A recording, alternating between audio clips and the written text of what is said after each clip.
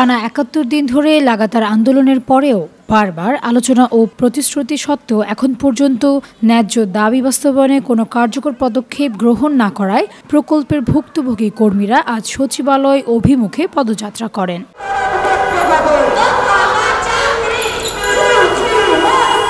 বুধবার জাতীয় প্রেসক্লাব থেকে বেলা 11:30টার দিকে প্রায় ৩০০ নারী সচিবালয় অভিমুখে পদযাত্রা করেন।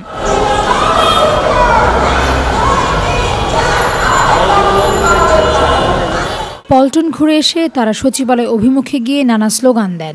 এ সময় পুলিশ তাদের প্রতিরোধ করেন। পুলিশের সাথে তাদের হাতাহাতির ঘটনাও ঘটে। পরিস্থিতি সামাল দিতে সরকারের পক্ষ থেকে বিষয়টি সুরাহার জন্য সচিবালয়ে বসার আহ্বান জানানো হয়।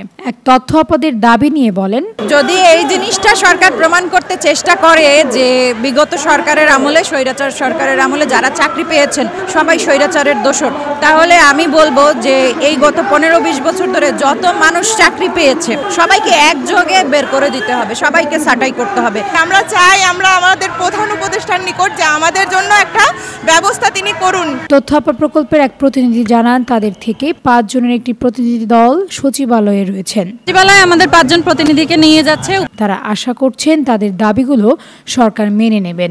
বাংলাদেশ সরকারের তথ্য ও যোগাযোগ মন্ত্রণালয়ের অধীনে পরিচালিত তথ্য আপা প্রকল্পের প্রায় 2000 নারী কর্মকর্তা কর্মচারী রয়েছেন। তাদের মধ্যে অধিকাংশই প্রত্যন্ত গ্রামের নারী, যারা দীর্ঘদিন ধরে তথ্য সেবা পৌঁছে দিতে নিরলসভাবে কাজ করছেন। তাসনুভা বিশি, METV।